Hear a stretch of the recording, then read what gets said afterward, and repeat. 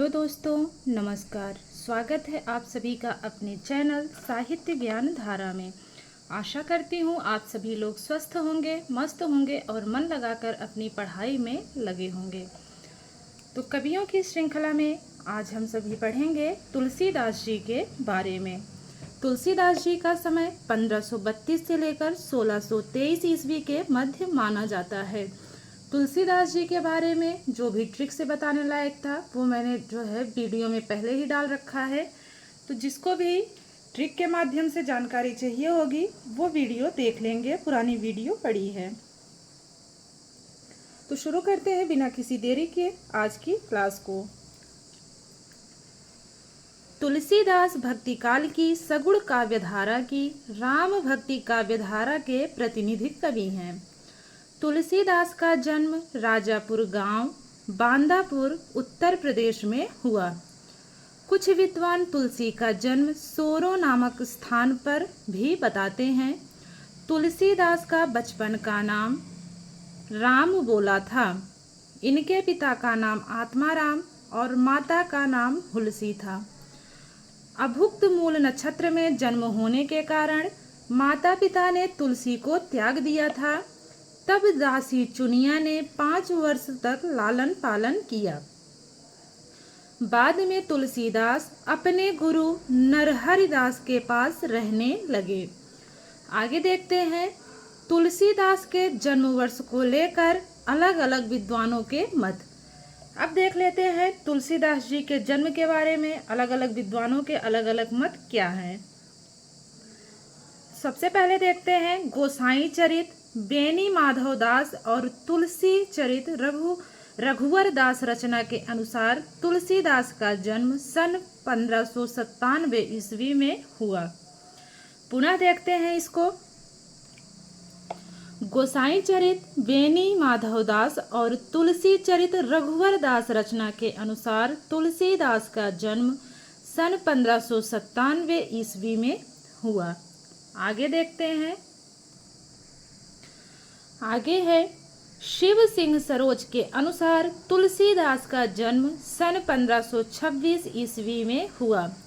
पंडित राम गुलाम द्विवेदी के अनुसार तुलसीदास का जन्म सन 1532 ईस्वी में हुआ। तुलसीदास की शिक्षा अयोध्या में हुई। काशी में शेष सनातन जी ने वेद वेदांग का ज्ञान कराया और सूकर क्षेत्र में नरहरियानंद जी राम कथा सुनाई। आगे बात करते हैं। तुलसीदास जी 15 वर्ष काशी में रहने के बाद राजापुर आए। तो तुलसीदास कितने वर्ष रहने के बाद राजापुर आए? तो 15 वर्ष काशी में रहने के बाद वो राजापुर आए। आगे देखते हैं। आगे है तुलसीदास जी रामानंदी परंपरा के चौथे स्तंभ थे और रामानंद की शिष्य परंपरा में 7वीं पीढ़ी में आते हैं। पुनः देखते हैं। तुलसीदास जी रामानंदी परंपरा के चौथे स्तंभ थे और रामानंद की शिष्य परंपरा में 7वीं पीढ़ी में आते हैं। चित्रकूट में तुलसी को राम की अलौकिक अनुभूति हुई। तो तुलसी जी को राम की अलौकिक अनुभूति कहाँ हुई? तो वो हुई चित्रकूट में। हालांकि अभी हम लोग प्रश्नोत्तरी के माध्यम से भी बाद में देखेंगे। आगे पढ़ते हैं। आगे देखते हैं। बाबा रघुवर दास का ग्रंथ तुलसी चरित के अनुसार तुलसी का जन्म 1497 ईस्वी में हुआ और इनके पिता का नाम मुरारी मिश्र था।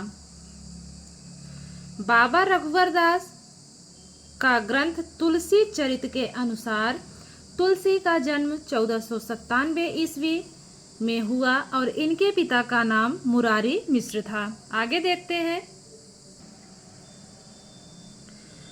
तुलसीदास का विवाह दीनबंधु पाठक की कन्या रत्नावली से हुआ। पंडित राम गुलाम द्विवेदी और आचार्य रामचंद्र शुक्ल ने तुलसीदास के 12 ग्रंथ प्रामाणिक माने हैं। तो सर्वमान्य यही है। तुलसीदास के कितने ग्रंथ प्रामाणिक माने गए हैं? तो कुल 12 ग्रंथ प्रामाणिक माने गए हैं। अब देख लेते हैं उन 12 ग्रंथों के नाम। सबसे पहले है राम गीतावली, 1571 ईस्वी। बात करें पद की तो इसमें कुल 328 पद है और भाषा है ब्रज भाषा। मुझे नहीं लगता कि तुलसीदास जी के बारे में इससे बाहर कुछ जो है पढ़ना पड़ेगा या इससे बाहर आएगा। अगली रचना इनका है, अगला प्रामाणिक ग्रंथ जो माना गया है वो है कृष्ण गीतावली। कृष्ण गीतावली का समय भी 1571 ईस्वी माना गया है। बात करें इसमें पद की तो इसमें कुल 61 पद हैं। भाषा है ब्रज भाषा। आगे है रामचरितमानस 1574 ईस्वी। इसमें 7 कांड हैं, अवधी भाषा है, ये तो सभी को पता है। आगे है विनय पत्रिका। विनय पत्रिका 1582 ईस्वी की है। इसमें 279 पद हैं। भाषा की बात करें तो ब्रज भाषा है। रामलला नहछो। रामलला नहछो 1582 ईस्वी। इसमें 20 छंद हैं, अवधी भाषा है। पार्वती मंगल 1582 ईस्वी की रचना है। 164 छंद हैं। भाषा की बात करें तो अवधी भाषा है। जानकी मंगल। जानकी मंगल 1582 ईस्वी की रचना है। 216 छंद हैं, इसमें अवधी भाषा की रचना है। अगला ग्रंथ है दोहावली। दोहावली 1583 ईस्वी की रचना है। 573 दोहे हैं, ब्रज भाषा की रचना है। आगे है रामाज्ञा प्रश्नावली। रामाज्ञा प्रश्नावली 1612 ईस्वी की रचना है। 343 छंद हैं, अवधी भाषा की रचना है। वैराग्य संदीपनी। वैराग्य संदीपनी 1612 ईस्वी की रचना है। 62 छंद हैं इसमें। बात करें भाषा की तो ब्रज भाषा में ये रचित रचना है। आगे है बरवै रामायण। बरवै रामायण ये भी जो है 1612 ईस्वी की रचना है। इसमें कुल 69 छंद हैं, अवधी भाषा है। अगली रचना है कवितावली। कवितावली 1612 ईस्वी की रचना है। 325 छंद हैं। कवित्व सवैया शैली का प्रयोग हुआ है। भाषा की बात करें तो ब्रज भाषा है। तो ये थे इनके 12 प्रामाणिक ग्रंथ जो कि सर्वमान्य हैं। आगे देखते हैं। आगे है उपरोक्त रचनाओं में 5 रचनाएं रामचरितमानस, रामगीतावली, विनय पत्रिका, दोहावली व कवितावली बड़ी रचनाएं मानी जाती हैं। तो इनकी बड़ी रचनाएं कौन कौन सी मानी जाती हैं पुनः देखेंगे। रामचरितमानस, रामगीतावली, विनय पत्रिका, दोहावली व कवितावली। आगे है ब्रज भाषा में रचित कृतियों। आगे है पंडित राम गुलाम द्विवेदी के अनुसार हनुमान बाहु तुलसीदास की अंतिम रचना है, जो कवितावली का ही एक भाग है।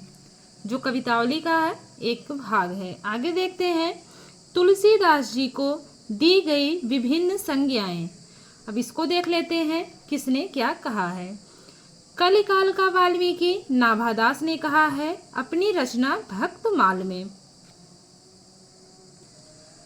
आगे है महात्मा बुद्ध के बाद दूसरा बड़ा लोकनायक किसने कहा है तुलसीदास जी को, तो जॉर्ज अब्राहम ग्रियर्सन ने कहा है। महात्मा बुद्ध के बाद दूसरा बड़ा लोकनायक किसने कहा है, तो जॉर्ज अब्राहम ग्रियर्सन ने कहा है। आगे है मुगल काल का सबसे बड़ा आदमी किसने कहा है, तो विसेंट स्मिथ ने कहा है। आनंद वन का वृक्ष किसने कहा है, तो डॉक्टर मधुसूदन सरस्वती ने कहा है। भक्तमाल का सुमेरु किसने कहा है, उदय भानु सिंह ने कहा है। तुलसी काव्य मीमांसा में उत्प्रेक्षा का बादशाह तुलसी को किसने कहा है, तो यह भी कहा है उदय भानु सिंह ने तुलसी काव्य मीमांसा में। रूपक का बादशाह किसने कहा है तुलसीदास को, तो कहा है लाला भगवान दीन ने। तो इसको टिक से ऐसे याद कर सकते हैं कि भगवान का रूप सुंदर था, भगवान का रूप सुंदर था। तो भगवान से हो गए लाला भगवान दीन, रूप से हो गए रूपक का बादशाह। आगे बात कर और इसमें देख लेते हैं ऊ से उदय भानु, ऊ से उत्प्रेक्षा। तो उत्प्रेक्षा का बादशाह कौन कहेगा, उदय भानु कहेंगे। आगे देखते हैं आगे है अनुप्रास का बादशाह। अनुप्रास का बादशाह किसने कहा है? तो आचार्य रामचंद्र शुक्ल ने कहा है। अनुप्रास का बादशाह किसने कहा है? तो आचार्य रामचंद्र शुक्ल ने कहा है। आगे बात करते हैं करुण रस के कवि किसने कहा है? तो हजारी प्रसाद द्विवेदी जी ने कहा है। तुलसीदास को करुण रस का कवि किसने कहा है? हजारी प्रसाद द्विवेदी ने। आगे देखते हैं रामचरितमानस, राम गीतावली, वरवै रामायण व कवितावली में 7 कांड हैं। तो ध्यान रखेंगे जो रामचरितमानस है, राम गीतावली है, वरवै रामायण है व कवितावली, इनमें जो है 7 कांड हैं। आगे देखते हैं रामचरितमानस में 7 कांड हैं। बाल कांड, अयोध्या कांड, अरण्य कांड, किष्किंधा कांड, सुंदर कांड, लंका कांड और उत्तर कांड। तो इसको याद कैसे करेंगे? बाल, अयोध्या, अरण्य, किष्किंधा, सुंदर लगे, लंका, उत्तर कांड। इसको कैसे याद करेंगे? फिर से देखें, बाल, अयोध्या, अरण्य, किष्किंधा, सुंदर लगे, लंका, उत्तर कांड। तो इसमें जो 7 कांड हैं वो क्रमशः यही हैं। आगे देखते हैं रामचरितमानस में सबसे बड़ा कांड बाल कांड है और सबसे छोटा कांड किष्किंधा कांड है।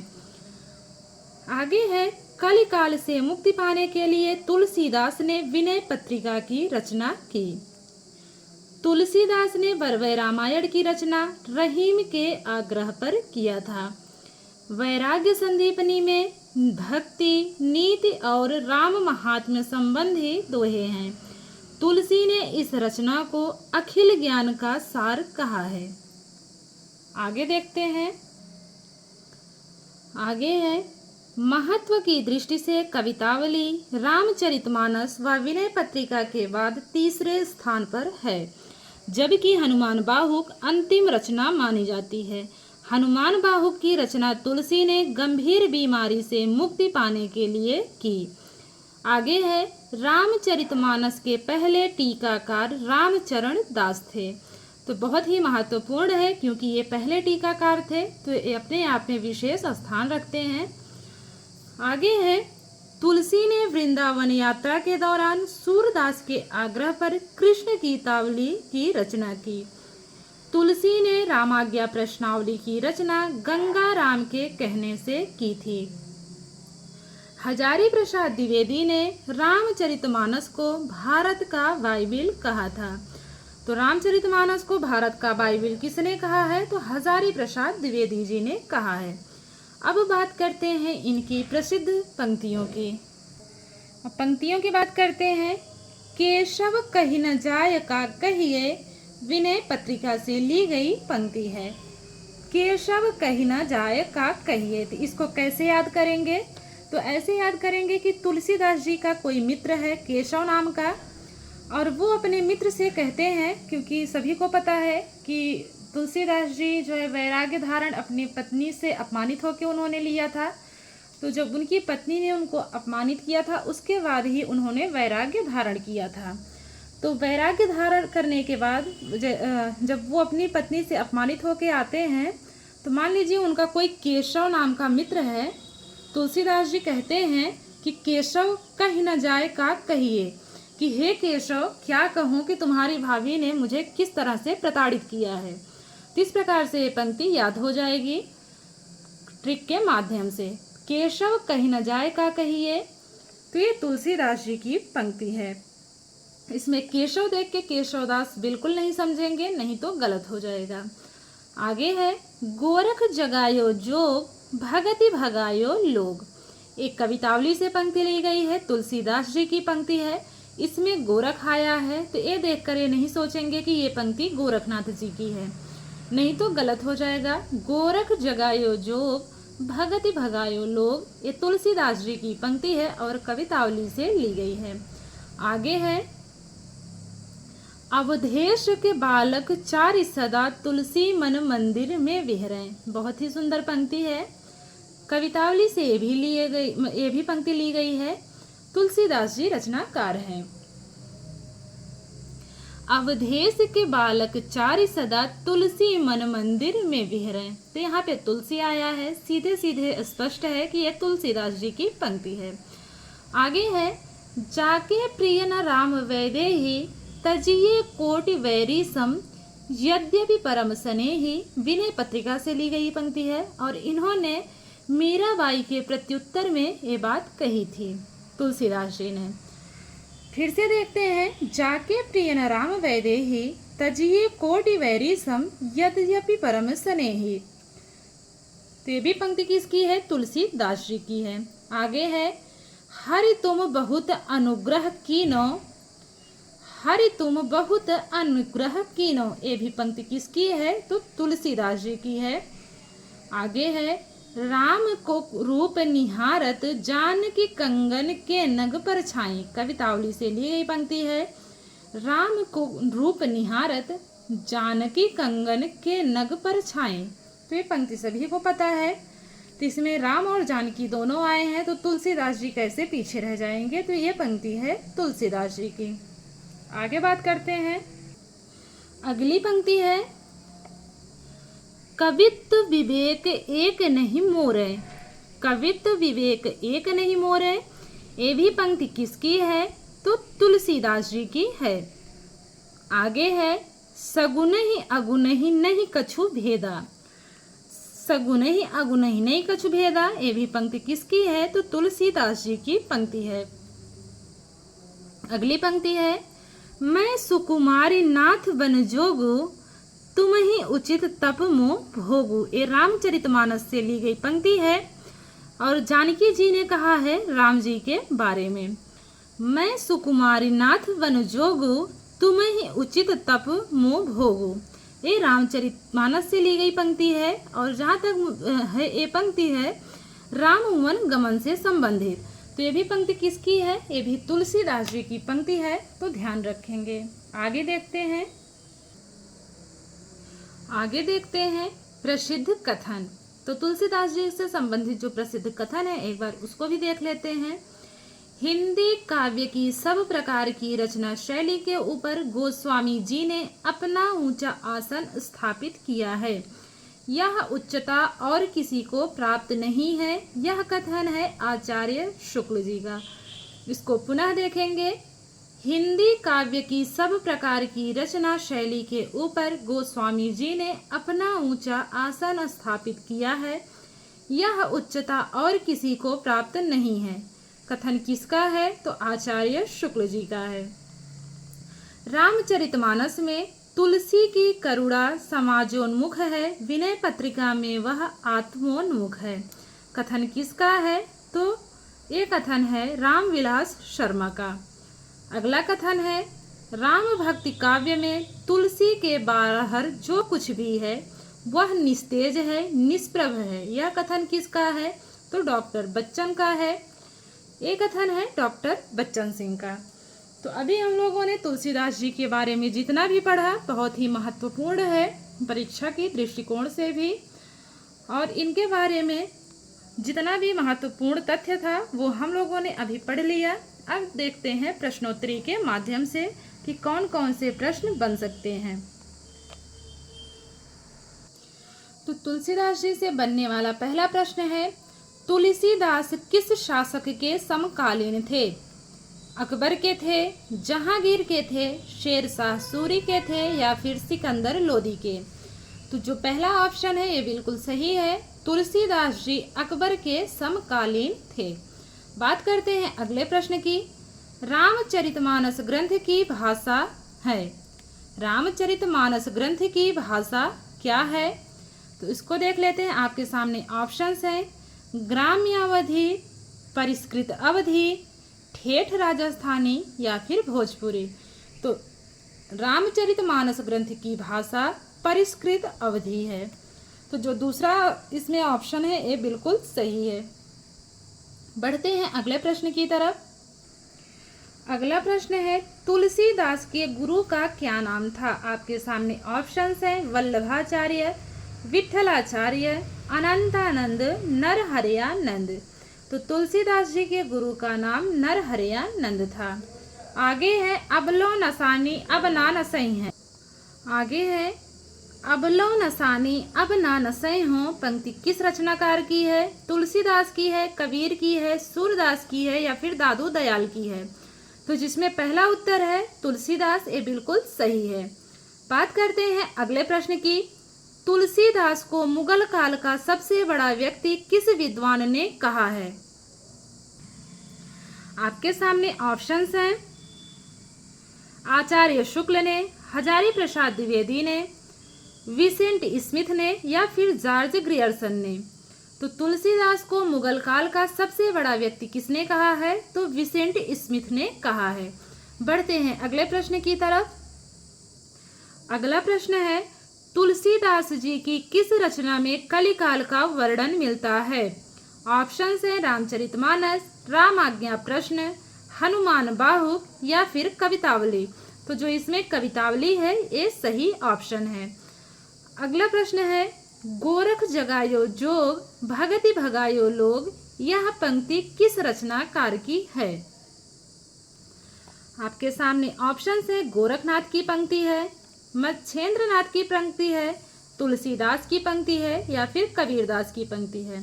तो गोरख जगायो जोग भगति भगायो लोग, ये पंक्ति है तुलसीदास जी की। बढ़ते हैं अगले प्रश्न की तरफ। तुलसीदास जी किस रचना में साधु संतों के लक्षणों का वर्णन मिलता है? तुलसीदास जी की किस रचना में साधु संतों के लक्षणों का वर्णन मिलता है? आपके सामने ऑप्शंस हैं। वैराग्य संदीपनी, राम आज्ञा प्रश्न, हनुमान बाहुक या फिर कवितावली। तो जो इसमें वैराग्य संदीपनी है बिल्कुल सही है। अगला प्रश्न है तुलसीदास जी की शिक्षा कहाँ पर हुई? आपके सामने ऑप्शंस हैं। काशी में, चित्रकूट में, हस्तिनापुर में या फिर अयोध्या में। तो तुलसीदास जी की शिक्षा अयोध्या में हुई। जो ये चौथा वाला ऑप्शन है अयोध्या में, ये बिल्कुल सही है। बढ़ते हैं अगले प्रश्न की तरफ। रचना काल के अनुसार किस विकल्प में सभी रचनाओं का आरोही क्रम सही है? आपके सामने ऑप्शंस हैं। रामचरितमानस, विनय पत्रिका, कवितावली। तो ये जो पहला वाला ऑप्शन है यही बिल्कुल सही है। पहले रामचरितमानस है, फिर विनय पत्रिका, उसके बाद कवितावली। तो जो ये पहला वाला ऑप्शन है यही बिल्कुल सही है। अगला प्रश्न है तुलसीदास जी ने छंद के नाम के आधार पर रामायण किस नाम से लिखी थी? दोहा रामायण, कवित्त रामायण, वरवय रामायण या फिर सवैया रामायण। तो जो इसमें वरवय रामायण है यही बिल्कुल सही जवाब है। बढ़ते हैं अगले प्रश्न की तरफ। तुलसीदास जी ने किसके आग्रह पर कृष्ण गीतावली की रचना की थी? रहीम, सूरदास, गंगाराम या फिर रसखान। तो तुलसीदास जी ने सूरदास के आग्रह पर कृष्ण गीतावली की रचना की थी। बढ़ते हैं अगले प्रश्न की ओर। अगला प्रश्न है गोरख जगायो जोग। अगला प्रश्न है गोरख जगायो जोग भगति भगायो लोग पंक्ति तुलसीदास जी ने अपने किस ग्रंथ में कही थी? वैराग्य संदीपनी में, रामाज्ञा प्रश्न में, हनुमान बाहुक में या फिर कवितावली में। तो ये जो चौथा वाला ऑप्शन है बिल्कुल सही है। इन्होंने कवितावली में ये वाली पंक्ति बोली थी, गोरख जगायो जोग भगति भगायो लोग। बढ़ते हैं अगले प्रश्न की ओर। अगला प्रश्न है तुलसीदास जी को भक्तमाल का सुमेरु किसने कहा था? नाभादास ने, उदय भानु सिंह ने, हजारी प्रसाद द्विवेदी ने या फिर आचार्य शुक्ल ने। तो तुलसीदास जी को भक्तमाल का सुमेरु उदय भानु सिंह ने कहा है। आगे है राम भक्ति काव्य में तुलसी से बाहर जो कुछ भी है वह निस्तेज है, निष्प्रभ है। यह कथन किस विद्वान का है? महत्वपूर्ण कथन है। ऑप्शंस है नाभादास का, उदय भानु सिंह का, डॉक्टर बच्चन सिंह का, आचार्य शुक्ल का। तो जो तीसरा वाला ऑप्शन है डॉक्टर बच्चन सिंह का, यही बिल्कुल सही जवाब है। इन्हीं का कथन है। आगे देखते हैं। इसमें से कौन सी रचना ब्रज भाषा में है? ऑप्शन है रामचरितमानस, रामलला नहछो, जानकी मंगल, कवितावली। तो जो ब्रज भाषा में रचना है वो है कवितावली। तो चौथा वाला ऑप्शन है बिल्कुल सही है। अगला प्रश्न है, तुलसीदास जी का बचपन का नाम क्या था? राम बोला, राजा राम, राम प्रिय या फिर राम रस। तो सभी लोगों को पता है कि इनके बचपन का नाम राम बोला था। अगला प्रश्न है, किस आलोचक ने कहा था कि झूलना रामायण भी तुलसीदास जी की रचना है? ग्रियर्सन ने, उदय भानु सिंह ने, डॉक्टर बच्चन सिंह ने या फिर आचार्य शुक्ल ने? तो ग्रियर्सन ने कहा था कि जो झूलना रामायण है यह भी तुलसीदास जी की रचना है। तो इस प्रकार ये पहला वाला ऑप्शन बिल्कुल सही है। अगला प्रश्न है, तुलसीदास जी का जन्म कब हुआ? ऑप्शन है 1530 ईस्वी, 1532 ईस्वी, 1525 ईस्वी, 1522 ईस्वी। तो तुलसीदास जी का जन्म 1532 ईस्वी में हुआ, सभी लोगों को पता है। अगला प्रश्न है, तुलसीदास किस काव्यधारा के प्रतिनिधि कवि हैं? ऑप्शन है कृष्ण काव्य, राम काव्य, प्रेम मार्गी या फिर ज्ञान मार्गी। तो राम काव्य के प्रतिनिधि कवि माने जाते हैं कौन? तुलसीदास जी। जो दूसरा वाला ऑप्शन है ये बिल्कुल सही है। अगला प्रश्न है, तुलसीदास जी का जन्म कहाँ हुआ? चिलोतरा गुजरात में, बादगांव मथुरा, राजापुर बांदा या फिर पारसौली में? तो तुलसीदास जी का जन्म राजापुर बांदा में हुआ था। देखते हैं अगला प्रश्न। अगला प्रश्न है, तुलसीदास जी की पत्नी का क्या नाम था? सुनैना, रत्नावली, मानसी या फिर सुलोचना? तो सभी लोगों को पता है कि इनकी पत्नी का नाम रत्नावली था। अगला प्रश्न है, तुलसीदास जी के पिता का क्या नाम था? रामदास, आत्माराम, नाभादास या फिर गंगाराम? तो तुलसीदास जी के पिता का नाम आत्माराम था। अगला प्रश्न है, तुलसी की माता का क्या नाम था? हुलसी, चुनिया, मुनि, हवा? तो सभी लोगों को पता है तुलसीदास जी की माता का नाम हुलसी था। अगला प्रश्न है, अभुक्त मूल नक्षत्र में पैदा होने के कारण माता पिता ने तुलसीदास जी को त्याग दिया था, तब तुलसीदास जी का लालन पालन किसने किया? ऑप्शन है सास ने, दासी चुनिया ने, मंदिर के पुजारी ने या फिर नरहरि दास ने? तो जो इनका लालन पालन किया था वो किया था दासी चुनिया ने। तो ये दूसरा वाला जो जवाब है ये बिल्कुल सही है। देखते हैं अगला प्रश्न, गोसाई चरित ग्रंथ के रचयिता कौन हैं? ऑप्शन है वेणी माधव, रघुवर दास, पंडित राम गुलाम द्विवेदी, तुलसीदास। तो गोसाई चरित ग्रंथ के रचयिता वेणी माधव दास हैं। बढ़ते हैं अगले प्रश्न की ओर। अगला प्रश्न है, तुलसी चरित ग्रंथ के रचयिता कौन हैं? ऑप्शन है वेणी माधव दास, रघुवर दास, पंडित राम गुलाम द्विवेदी, तुलसीदास। तो तुलसी चरित ग्रंथ के रचयिता कौन हैं? तो वो हैं रघुवर दास जी। देखते हैं अगला प्रश्न।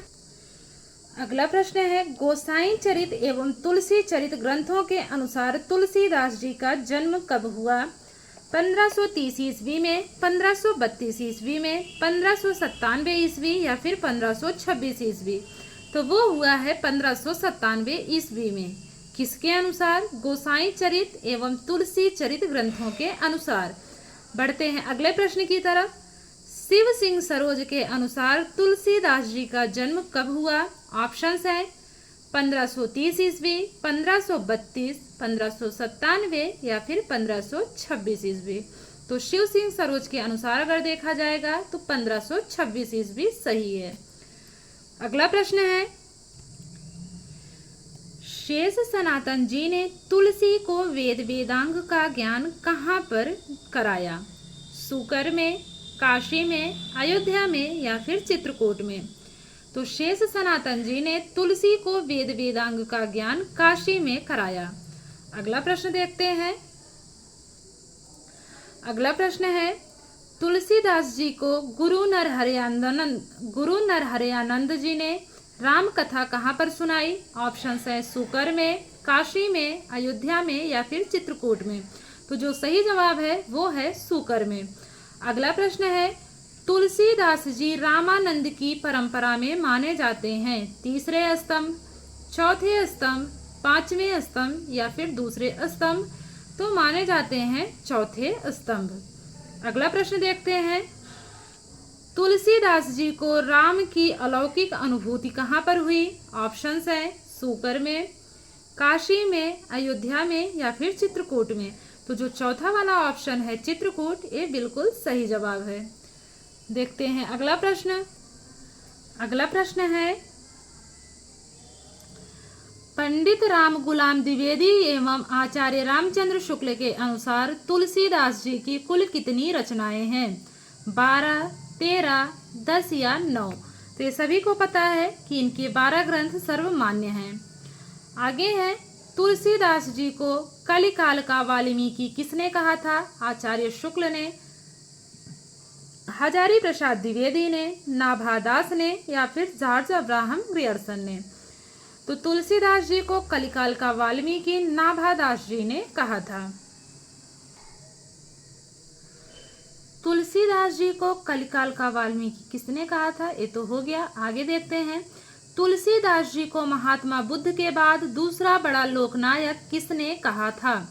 आचार्य शुक्ल ने, हजारी प्रसाद द्विवेदी ने, विसेंट स्मिथ ने या फिर जॉर्ज ग्रियर्सन ने? तो जो ये चौथा वाला ऑप्शन है जॉर्ज ग्रियर्सन, ये बिल्कुल सही है।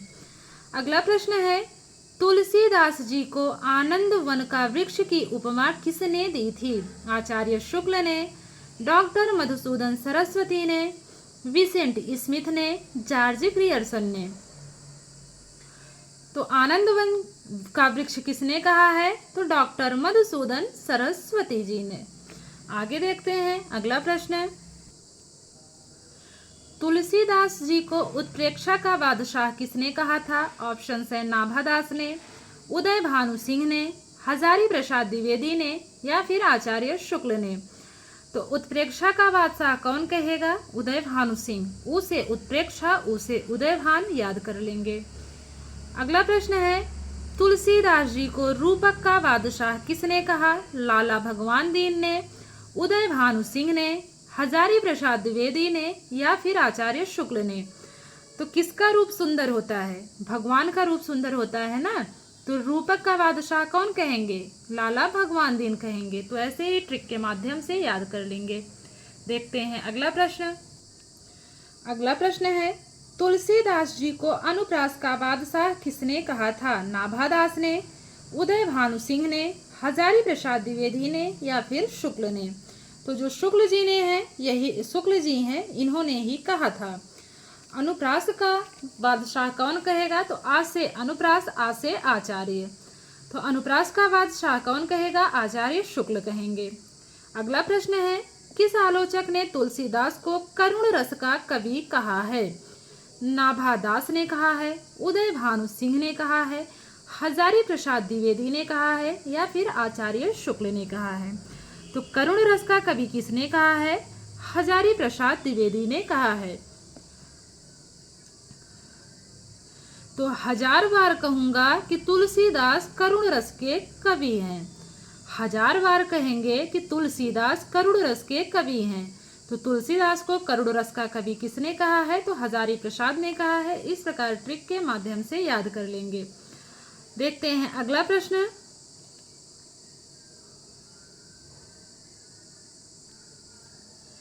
किसने लिखा है कि हिंदी काव्य की सब प्रकार की रचना शैली के ऊपर गोस्वामी जी ने अपना ऊंचा आसन स्थापित किया है? यह उच्चता और किसी को प्राप्त नहीं है।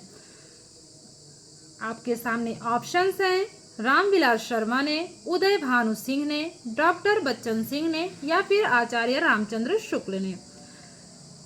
तो गोस्वामी जी के बारे में इतनी अच्छी बातें कौन कर सकता है शुक्ल जी के अलावा? तो शुक्ल जी इसमें सही हैं।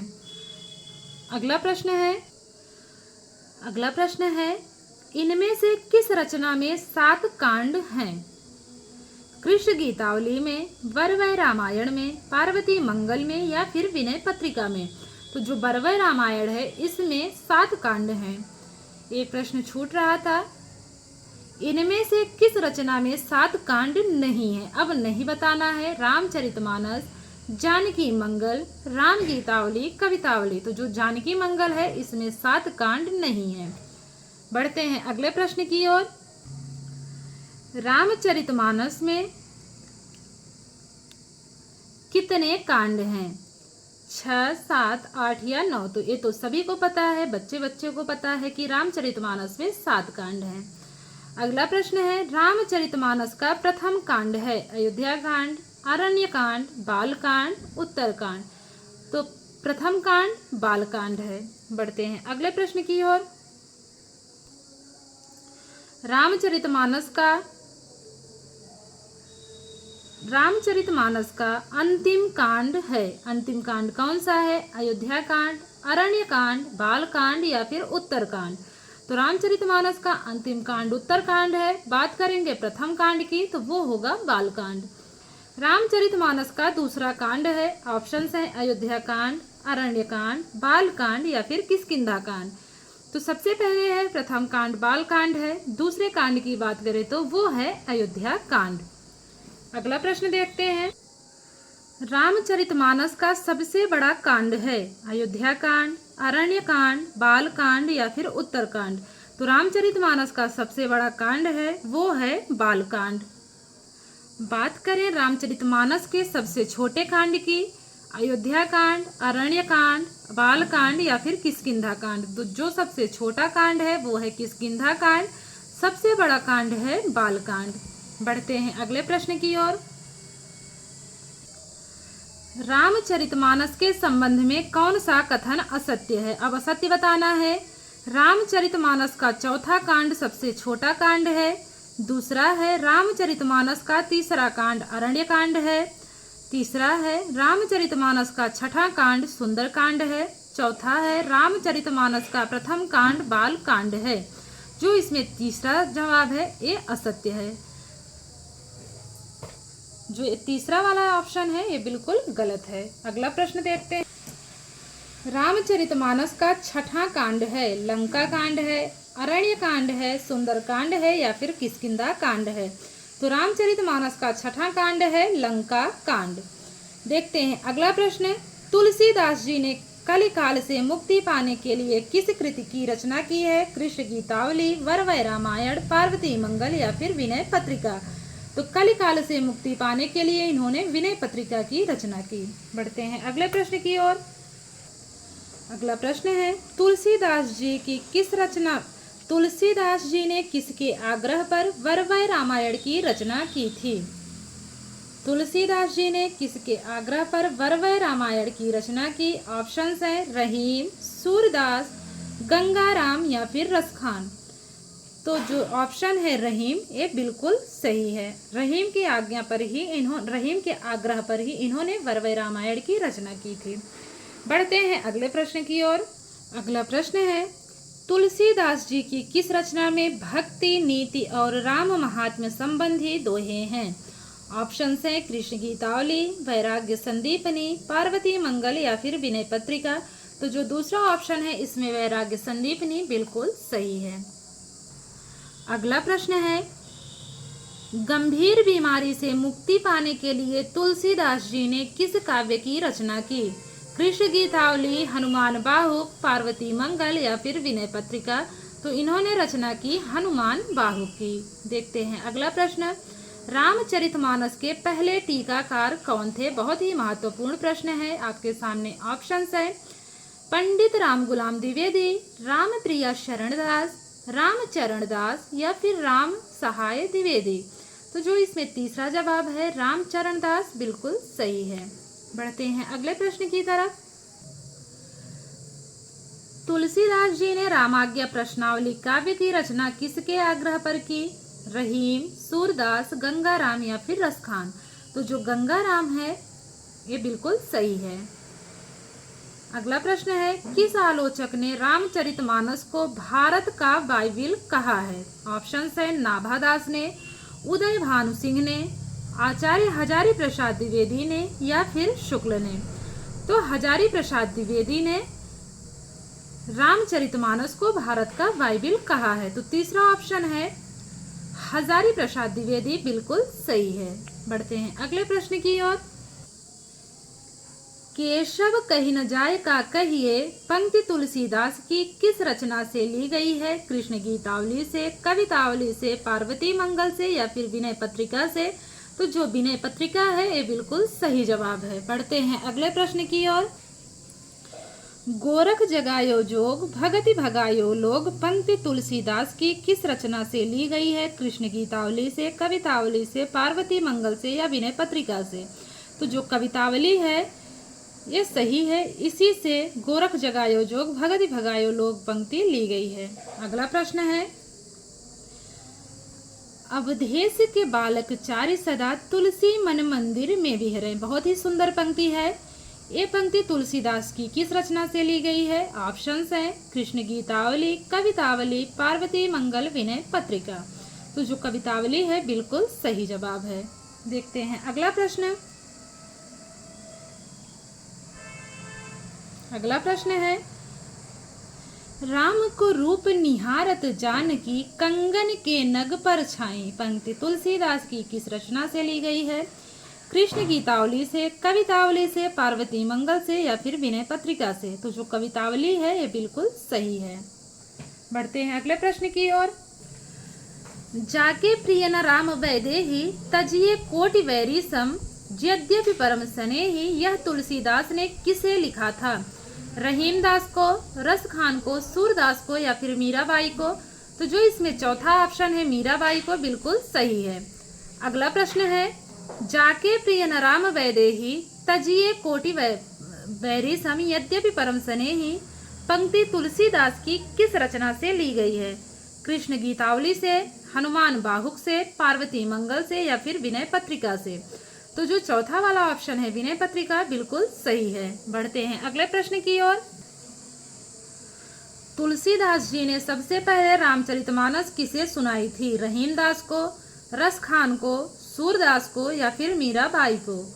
तो तुलसीदास जी ने सबसे पहले रामचरितमानस रस खान को सुनाई थी। अगला प्रश्न है सगुन ही अगुन ही नहीं कछु भेदा पंक्ति के रचयिता कौन है? ऑप्शन है रामानंद, कबीर, तुलसी या फिर दादू दयाल? तो जो तुलसी है ये वाला ऑप्शन बिल्कुल सही है। बढ़ते हैं अगले प्रश्न की ओर। किस रचना में यह उल्लेख है कि सीता जी ने हनुमान जी के माध्यम से राम जी को पत्र भेजा था? ऑप्शन है रामचरितमानस, विनय पत्रिका, राम गीतावली, कवितावली। तो वो है विनय पत्रिका। बढ़ते हैं अगले प्रश्न की तरफ। तुलसीदास जी को रामचरितमानस की रचना में कितना समय लगा? 2 वर्ष 11 माह 7 दिन का समय, 2 वर्ष 7 माह 26 दिन का समय, 1 वर्ष 7 माह 26 दिन का समय, 1 वर्ष 11 माह 7 दिन का समय। तो जो दूसरा वाला ऑप्शन है बिल्कुल सही है, 2 वर्ष 7 माह 26 दिन का समय लगा था। अगला प्रश्न है तुलसीदास जी की किस रचना में भ्रमर गीत परंपरा का निर्वहन हुआ है? कृष्ण गीतावली, कवितावली, पार्वती मंगल, विनय पत्रिका? तो जो इसमें कृष्ण गीतावली है इसमें भ्रमर गीत परंपरा का निर्वहन हुआ है। तो पहला वाला ऑप्शन बिल्कुल सही है। अगला प्रश्न है राम के जनेऊ संस्कार से संबंधित रचना है? कृष्ण गीतावली, रामलला नहछु, पार्वती मंगल, विनय पत्रिका? तो वो है रामलला नहछु। बिल्कुल सही जवाब है दूसरा वाला रामलला नहछु। अगला प्रश्न है तुलसीदास जी की रचना दोहावली में कितने दोहे हैं? 573 दोहे, 537, 357 या फिर 735 दोहे? तो तुलसीदास की रचना दोहावली में कुल 573 दोहे हैं। अगला प्रश्न है तुलसीदास जी की भक्ति किस प्रकार की मानी जाती है? दास्य भाव की, सख्य भाव की, माधुर्य भाव की या इनमें से कोई नहीं? तो सभी को पता है कि तुलसीदास जी की भक्ति दास्य भाव की मानी जाती है। अगला प्रश्न है, तुलसीदास जी ने राम गीतावली रचना कब लिखी? 1571 ईस्वी, 1573, 1574 या फिर 1575? तो तुलसीदास जी ने राम गीतावली की रचना 1571 ईस्वी में की। अगला प्रश्न है, राम गीतावली में कितने पद हैं? 61, 328 पद, 279 पद या फिर 300 पद? तो राम गीतावली में जो पदों की संख्या है वो है 328 पद। बढ़ते हैं अगले प्रश्न की ओर। कृष्ण गीतावली में कितने पद हैं? 61, 328, 279 या फिर 300? तो कृष्ण गीतावली में कितने पद हैं? तो 61 पद हैं। बढ़ते हैं अगले प्रश्न की ओर। अगला प्रश्न है, कृष्ण गीतावली की रचना कब हुई? 1571, 1573, 1574 या फिर 1575 ईस्वी? तो जो इसमें सही जवाब है वो है 1571 ईस्वी। बढ़ते हैं अगले प्रश्न की तरफ। अगला प्रश्न है, तुलसीदास जी की किस रचना तुलसीदास जी की रचना विनय पत्रिका की रचना कब हुई? 1581 ईस्वी, 1573, 1574 या फिर 1582 ईस्वी? तो विनय पत्रिका की रचना 1582 ईस्वी में हुई। अगला प्रश्न है, विनय पत्रिका में कितने पद हैं? विनय पत्रिका में कितने पद हैं? 61, 328, 279 या फिर 300 पद? तो विनय पत्रिका में कुल पदों की संख्या है 279। बढ़ते हैं अगले प्रश्न की तरफ। तुलसीदास जी की दोहावली की रचना कब हुई? 1583, 1573, 1574 या फिर 1582? तो तुलसीदास जी की दोहावली की रचना 1583 ईस्वी में हुई। पहला वाला ऑप्शन बिल्कुल सही है। अगला प्रश्न है, इनमें से कौन सी रचना सन 1612 में रचित नहीं है? दोहावली, रामाज्ञा प्रश्नावली, कवितावली, वरवय रामायण? तो जो दोहावली है ये 1612 ईस्वी की रचित रचना नहीं है, बाकी तीनों 1612 ईस्वी की रचना है। अगला प्रश्न है, इनमें से कौन सी रचना ब्रज भाषा में है? रामचरितमानस, विनय पत्रिका, रामाज्ञा प्रश्नावली, वरवय रामायण? तो जो ब्रज भाषा में रचना है वो है विनय पत्रिका। अगला प्रश्न देखते हैं। अगला प्रश्न है, इनमें से कौन सी रचना अवधी भाषा में है? ऑप्शंस है वैराग्य संदीपनी, रामलला नहछु, दोहावली, कवितावली? तो जो रामलला नहछु है उसकी भाषा अवधी है। अगला प्रश्न है, तुलसीदास जी की कवित्त सवय या काव्य शैली की रचना है? दोहावली, रामाज्ञा प्रश्नावली, कवितावली या फिर वरवय रामायण? जो तो तुलसीदास जी की कवित्त सवय या काव्य शैली की रचना है वो है कवितावली। अगला प्रश्न है, पार्वती मंगल काव्य रचना की भाषा है? पार्वती मंगल काव्य रचना की भाषा है, ऑप्शंस हैं ब्रजभाषा, खड़ी बोली, अवधी भाषा या फिर राजस्थानी? तो पार्वती मंगल काव्य की रचना की जो भाषा है वो है अवधी भाषा। तो आशा करती हूँ आज की क्लास आप लोगों को अच्छी लगी होगी और मैंने पहले ही इनकी रचनाओं को ट्रिक के माध्यम से बता रखा। जिनको भी ट्रिक के माध्यम से रचनाओं को याद करना हो वो पहले वाली वीडियो देख लेंगे, क्योंकि मैंने पहले ही ट्रिक के माध्यम से इनकी रचनाओं को याद कराने की कोशिश की है, तो वो वीडियो पहले वाली पड़ी है। और जितने भी महत्वपूर्ण प्रश्न तुलसीदास जी से बनने जैसे थे, परीक्षा के दृष्टिकोण से जितने भी प्रश्न उपयोगी थे वो सब मैंने आज करा दिया। आशा करती हूँ आज की क्लास आप लोगों को अच्छी लगी होगी और महत्वपूर्ण भी लगेगी। अगर क्लास अच्छी लगे तो वीडियो को लाइक ज़रूर कीजिएगा और कमेंट करके ज़रूर बताइएगा कि क्लास कैसी थी। मिलते हैं कवियों की श्रृंखला में एक और कवि के साथ।